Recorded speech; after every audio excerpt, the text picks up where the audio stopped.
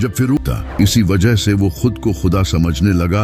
I am the great Pharaoh, Meneptah. और यही इसकी सबसे बड़ी गलती थी। फिर अल्लाह ने इसका गरूर खत्म करने के लिए एक इंसान को इस दुनिया में भेजा जिसका नाम था मूसा। हज़रत भेजे। सबसे पहले अल्लाह ने एक बड़ा फ्लड भेजा जिसने इजिप्ट के घर, फसलें और इनके बुत तबाह कर दिए। उस वक्त इजिप्ट का दरियाए नील पानी ज्यादा होने की वजह से ओवरफ्लो हो गया।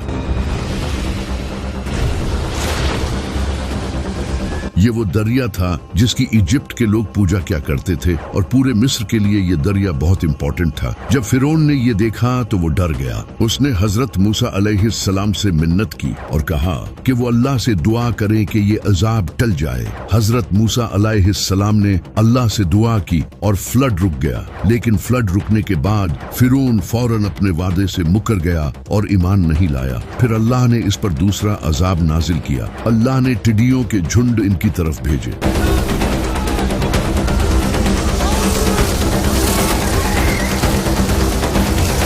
ये टिड्डियां इनकी सारी फसलें, दरख्त और खाना खा गई।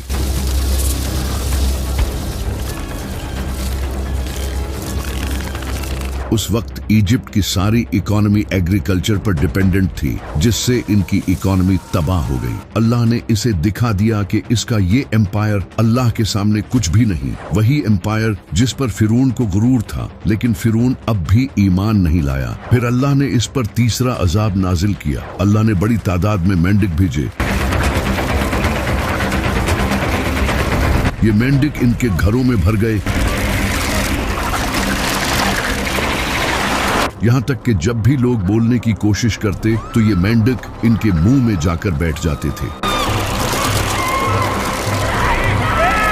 ये इनके लिए एक और बड़ा अजाब था। फिरौन ये देखकर फिर से डर गया और इसने हजरत मूसा अलैहिस्सलाम से वादा किया कि वो अल्लाह से दुआ करें, हम ईमान ले आएंगे। हजरत मूसा अलैहिस्सलाम ने अल्लाह से दुआ की और ये अजाब टल गया। लेकिन फिरौन फिर अपने वादे से पीछे हट गया और ईमान नहीं लाया। फिर अल्लाह ने इस पर चौथा अजाब नाजिल किया। इजिप्ट का दरियाए नील खून में बदल गया। इजिप्ट के लोग इसी दरिया से पानी पीते और नहाते थे। अब वो इससे भी महरूम हो गए। जिस दरिया की वो पूजा क्या करते थे, अब वो इनके लिए एक अजाब बन चुका था। जबकि बनी इसराइल का पानी साफ था, इन पर कोई असर नहीं हुआ था और वो बाकी अजाबों से भी महफूज थे। फिर अल्लाह ने उन पर पांचवा अजाब नाजिल किया, जो कि कहत की सूरत में आया। कई सालों तक मिस्र में बारिश नहीं हुई, जिससे फसलें नहीं उग सकी और भूख फैल गई। लोग हजरत मूसा अलैहिस्सलाम को ब्लेम करने लगे, ईमान लाने की बजाय। इसके बाद इन पर आखिरी सातवां अजाब आया। उन्होंने जो थोड़ी बहुत खुराक बचा रखी थी, उसमें भी कीड़ा लग गया, जिसकी वजह से अब जानवरों के लिए भी चारा बाकी नहीं रहा और वो भी मरने लगे। लेकिन इजिप्ट के लोग फिरौन की तरह ईमान नहीं लाए। तो अब अल्लाह ने हजरत मूसा अलैहिस्सलाम से फरमाया कि मेरे बंदों को लेकर रातों रात निकल जाओ, क्योंकि फिरौन तुम्हारा पीछा करेगा। हजरत मूसा अलैहिस्सलाम ने बनी इसराइल के सारे लोगों को जमा किया। तभी इन्हें हजरत यूसुफ अलैहिस्सलाम की वो वसीयत याद आ गई, जो हजरत यूसुफ अलैहिस्सलाम ने वसीयत की थी कि मेरी मौत के बाद मेरे जिस्म को भी बनी इसराइल के साथ ले जाना। हजरत मूसा अलैहिस्सलाम ने कहा कि मैं इनके जिस्म को लिए बगैर नहीं जाऊंगा। लेकिन तब किसी को मालूम नहीं था कि वो कहाँ दफन हैं, क्योंकि कई सदियां गुजर चुकी थी। तभी हजरत मूसा अलैहिस्सलाम को किसी ने बताया कि एक बूढ़ी औरत है जो जानती है कि हजरत यूसुफ अलैहिस्सलाम कहाँ दफन हैं। हजरत मूसा अलैहिस्सलाम उस बूढ़ी औरत के पास गए और उससे हजरत यूसुफ की कब्र के बारे में पूछा। लेकिन इस औरत ने हजरत मूसा अलैहिस्सलाम से कहा कि मैं तुम्हें एक शर्त पर बताऊंगी, और वो ये कि मैं मैं तुम्हारे साथ जन्नत में रहूंगी। हजरत मूसा अलैहिस्सलाम हैरान हो गए, लेकिन तभी अल्लाह की तरफ से वही आई कि उस औरत को वो दे दिया गया है जो इसने मांगा है। इसके बाद वो औरत हजरत मूसा अलैहिस्सलाम को एक कुएं के पास ले गई और बताया कि इस कुएं के नीचे इनकी कब्र है। जिसके बाद बनी इसराइल ने कुएं का पानी निकाला और हजरत यूसुफ अलैहिस्सलाम के जिस्म को अपने साथ लिया और मिस्र से निकलने लगे। जब फिरौन को इस बात का पता चला कि हजरत मूसा अलैहिस्सलाम बनी इसराइल को अपने साथ लेकर इजिप्ट से भाग रहे हैं, तो वो गुस्से से भर गया और एक बड़ी फौज तैयार करने लगा और हजरत मूसा अलैहिस्सलाम के पीछे निकल पड़ा।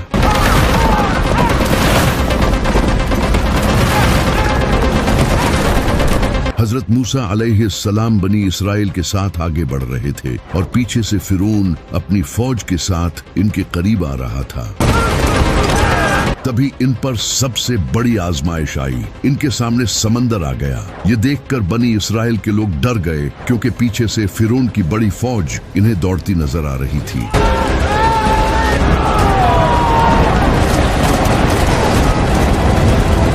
जो हर लम्हा इनके करीब आती जा रही थी। बनी इसराइल के लोगों ने हजरत मूसा अलैहिस्सलाम से कहा, तुमने तो हमें फंसा दिया, अब फिरौन हमें नहीं छोड़ेगा। लेकिन हजरत मूसा अलैहिस्सलाम को अल्लाह पर यकीन था। उन्होंने कहा, मेरा रब रास्ता निकालेगा। तभी अल्लाह ने हजरत मूसा अलैहिस्सलाम को हुक्म दिया कि वो अपनी लाठी जमीन पर मारे। हजरत मूसा अलैहिस्सलाम ने अपनी लाठी उठाई और जमीन पर दे मारी और फिर एक कमाल का मूजिजा हुआ। पूरा समंदर दो हिस्सों में डिवाइड होने लगा और पानी कई मील ऊपर उठ गया। बनी इसराइल के लोग ये देखकर हैरान रह गए। उन्होंने समंदर पार करना शुरू कर दिया।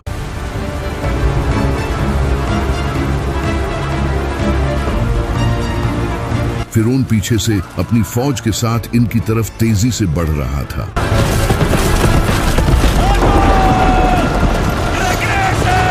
इसे लगता था कि वो भी समंदर पार कर लेगा, लेकिन जैसे ही बनी इसराइल के आखिरी इंसान ने समंदर पार किया, समंदर ने वापस अपनी असल सूरत इख्तियार करना शुरू कर दी।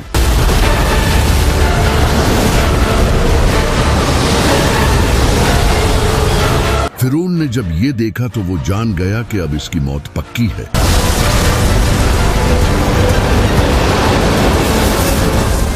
इसने ऊंची आवाज में कहा, मैं मूसा के रब पर ईमान लाता हूं, लेकिन अब देर हो चुकी थी। और फिर फिरौन अपनी पूरी फौज के साथ समंदर में डूब गया।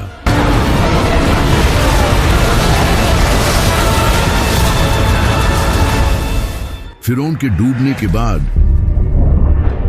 बनी इसराइल के लोगों ने हजरत मूसा अलैहिस्सलाम से कहा, ऐ मूसा, आप हमें हमारे रब की कोई मूर्ति बना दें ताकि हम उसकी पूजा कर सकें।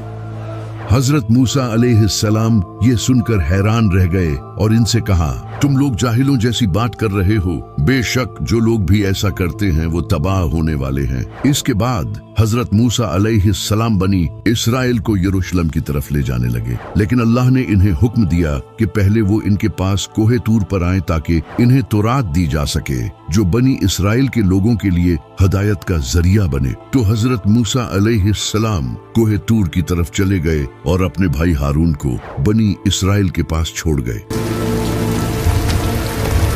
जब वो वहां पहुंचे तो पूरा पहाड़ रोशन हो गया और अल्लाह ने हजरत मूसा अलैहिस्सलाम से कलाम किया। हजरत मूसा अलैहिस्सलाम के दिल में इस सब से एक ख्वाहिश पैदा हुई, एक ख्वाहिश अपने रब को देखने की। उन्होंने अल्लाह से कहा, मैं आपको देखना चाहता हूँ। अल्लाह ने फरमाया, ऐ मूसा, तू मुझे नहीं देख सकता, तू इस पहाड़ को देख। अगर वो अपनी जगह कायम रहा तो फिर तू भी मुझे देख सकेगा। तभी अल्लाह ने अपनी एक झलक पहाड़ पर डाली और पहाड़ तबाह हो गया। हजरत मूसा अलैहिस्सलाम भी बेहोश हो गए। जब इनकी आंख खुली तो उन्होंने खौफ के मारे कहा, तू पाक है, मैं तौबा करता हूँ और तेरी तरफ सबसे पहले ईमान लाने वाला हूँ। इसके बाद हजरत मूसा अलैहिस्सलाम 40 दिन और 40 रात तक कोहे तूर पर रहे, जहाँ सिर्फ हजरत मूसा अलैहिस्सलाम और एक खूबसूरत आवाज थी जो पहाड़ पर गूंज रही थी। ये सिलसिला 40 दिनों तक जारी रहा और इसी दौरान इन्हें तौरात दी गई जो पत्थर पर लिखी हुई थी, जिन्हें 10 कमांडमेंट्स कहा जाता है। हजरत मूसा अलैहिस्सलाम जब इन कमांडमेंट्स को लेकर वापस बनी इसराइल के पास आए तो उन्होंने देखा कि इनकी कौम एक सोने के बछड़े की पूजा कर रही है। हजरत मूसा अलैहिस्सलाम ये देखकर हैरान रह गए। उन्होंने वो कमांडमेंट्स फेंक दी और अपने भाई हजरत हारून अलैहिस्सलाम की दाढ़ी पकड़कर इन्हें डांटा, लेकिन फौरन समझ गए कि इसमें हजरत हारून अलैहिस्सलाम की कोई गलती नहीं थी, क्योंकि जब हजरत मूसा अलैहिस्सलाम कूहे तूर पर थे तो एक शख्स ने ये मौका देखा लोगों को गुमराह करने का। इसने बनी इसराइल के लोगों से सोना लिया और इससे एक बछड़ा बना दिया और लोगों से कहा, ये तुम्हारा और मूसा का रब है। इसने इस बछड़े को इस तरह बनाया था कि जब भी इसके अंदर से हवा गुजरती थी तो इसमें से एक आवाज आती थी जिससे लोगों को लगता था कि ये जिंदा है। यूं लोग इसकी पूजा करने लगे। जब हजरत हारून अलैहिस्सलाम ने ये देखा तो उन्होंने बनी इसराइल से कहा, ऐ लोगो, ये तुम्हारे लिए आजमाइश है और तुम्हारा रब बड़ा मेहरबान है, तो मेरी बात मानो। लेकिन बनी इसराइल ने इनकी बात नहीं मानी और कहा, हम तब तक इसकी पूजा करते रहेंगे जब तक मूसा हमारे पास वापस नहीं आ जाते। जब हजरत मूसा अलैहिस्सलाम वापस आए तो वो बनी इसराइल के पास गए और कहा, तुम्हें क्या हो गया? फिर वो सामरी के पास गए और इससे कहा, तूने ऐसा क्यों किया? सामरी ने जवाब दिया, मैंने कुछ ऐसा देखा जो किसी ने नहीं देखा। मैंने रसूल के कदमों की मट्टी उठाई और ऐसे इसमें डाल दिया। हजरत मूसा अलैहिस्सलाम ने इसे बद्दुआ दी और कहा, अब तू देख मैं तेरे रब के साथ क्या करता हूँ। मैं इसे जलाकर राख बना दूंगा और उसकी राख समंदर में फेंक दूंगा। फिर हजरत मूसा अलैहिस्सलाम ने ऐसा ही किया, इस बछड़े को आग लगा दी और जब वो जलकर राख हो गया तो इस राख को समंदर में फेंक दिया। इसके बाद अल्लाह की तरफ से हुक्म आया, अपने रब के सामने तौबा करो और अपने आप को इस जुर्म के बदले कत्ल करो। तो जिन लोगों ने जुर्म किया था वो सब कत्ल कर दिए गए। फिर अल्लाह ने बनी इसराइल को हुक्म दिया कि यरूशलेम जाओ और पीछे मत हटना, वरना तुम नुकसान में पड़ जाओगे। उस वक्त यरूशलेम पर अमालेकाइट्स का राज था जो लोगों पर जुल्म करते थे। लेकिन बनी इसराइल ने लड़ने की बजाय हजरत मूसा अलैहिस्सलाम से कहा, ए मूसा, ये लोग बहुत जालिम हैं, हम इनके रहते हुए कभी भी वहाँ नहीं जाएंगे। आप और आपका रब जाकर इनसे लड़ें, हम यहीं बैठेंगे और आपका इंतजार करेंगे। यानी उन्होंने हजरत मूसा अलैहिस्सलाम को ताना दिया और ये इसलिए था कि ये लोग कई सालों से फिरौन के अंडर गुलामी की जिंदगी गुजार रहे थे और बुज़दिल हो गए थे। अल्लाह को इनकी इस बात पर बहुत गुस्सा आया और उनसे कहा कि अब तुम लोग 40 साल तक यूं ही रेगिस्तान में भटकते रहोगे। फिर बनी इसराइल 40 साल तक रेगिस्तान में रहे ताकि इनके बुज़दिल लोग मर जाएं और नई नस्ल आए जो कि बहादुर हो। इन सालों में अल्लाह ने बनी इसराइल पर बड़ी रहमत बरसाई, हालांकि उन्होंने अल्लाह की नाफरमानी की थी। अल्लाह ने इनके लिए दरख्तों से मीठा शहद निकाला जो हर सुबह निकलता था और आसमां से परिंदे भेजे जाते थे जिन्हें वो लोग खाते थे। इसके अलावा जब भी इन्हें प्यास लगती तो हजरत मूसा अलैहिस्सलाम अपनी लाठी पत्थर पर मारते और इससे चश्मे फूट पड़ते। अल्लाह ने उन पर बादलों का साया रखा और सूरज की धूप से भी बचाया। बनी इसराइल खूब इयाशी की जिंदगी गुजार रहे थे। एक रोज उन्होंने हजरत मूसा अलैहिस्सलाम से कहा, आप अपने रब से कहें कि हम एक ही तरह का खाना खाकर थक गए हैं।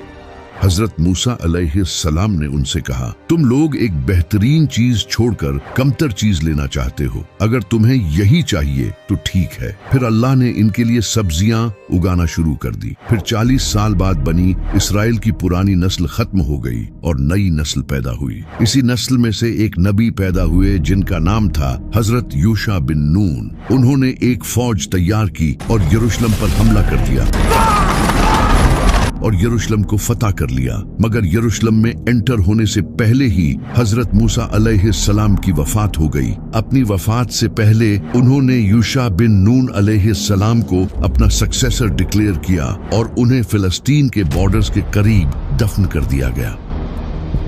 आज हमारे पास कई आर्कियोलॉजिकल एविडेंस मौजूद हैं जिनसे पता चलता है कि आज से हजारों साल पहले बनी इसराइल इजिप्ट और रेगिस्तान में रह चुके हैं। हजरत मूसा अलैहिस्सलाम की ये कहानी सिर्फ मुसलमानों में ही नहीं बल्कि यहूदियों और क्रिश्चियंस में भी बहुत फेमस है और इस पर कई हॉलीवुड मूवीज भी बन चुकी हैं। आज भी कई हॉलीवुड मूवीज की स्टोरीज हजरत मूसा अलैहिस्सलाम की इसी दास्तान से इंस्पायर होकर लिखी जाती हैं, क्योंकि ये एक कमाल की कहानी है जिससे हमें बहुत कुछ सीखने को मिलता है। जैसा कि फिरौन जो इतनी निशानियां देखने के बावजूद ईमान नहीं लाया, ये इसलिए नहीं कि वो अल्लाह को नहीं मानता था बल्कि इसलिए कि वो अपने गुरूर पर अड़ा रहा। उसने इतनी निशानियां देखी थी कि कोई बेवकूफ भी ईमान ले आता, लेकिन वो लोगों के सामने ये नहीं मानना चाहता था कि वो गलत है और मूसा हक पर है, और यही गुरूर उसकी तबाही की वजह बना। मॉडर्न साइकोलॉजी में इसे नार्सिसिस्टिक पर्सनालिटी कहा जाता है, जो आज भी बहुत से लोगों में पाई जाती है। इसी वजह से ये कहानी इतनी इम्पोर्टेंट है कि कुरान में सबसे ज्यादा जिक्र हजरत मूसा अलैहिस्सलाम का ही आया है, जिन पर 130 से ज्यादा आयात नाजिल हुई। कुरान में जहाँ कहीं भी फिरौन का जिक्र आया है वो सख्त टोन में आया है जो फिरौन के गुरूर और उसके नफ्स को जाहिर करता है, और जहाँ हजरत मूसा अलैहिस्सलाम का जिक्र आया है वो सॉफ्ट टोन में आया है जो उनकी नरमी और खूबियों को जाहिर करता है। इस कहानी में हजरत मूसा अलैहिस्सलाम की लाठी का भी बहुत अहम रोल है। जब उन्होंने सबसे पहले अल्लाह से कलाम किया तो अल्लाह ने उनसे उनकी लाठी के बारे में पूछा और फरमाया कि इसे जमीन पर डाल दो। फिर वो लाठी साफ बन गई और दोबारा अपनी असल हालत में आ गई। हजरत मूसा अलैहिस्सलाम ने फिरौन के सामने भी यही मुजज़ा दिखाया और बाद में इसी लाठी से समंदर में रास्ता बनाया। ये लाठी मोमिनों के लिए एक निशानी थी और फिरौन के लिए एक वार्निंग। इसी लाठी के मुजज़े से लोग अल्लाह पर ईमान लाए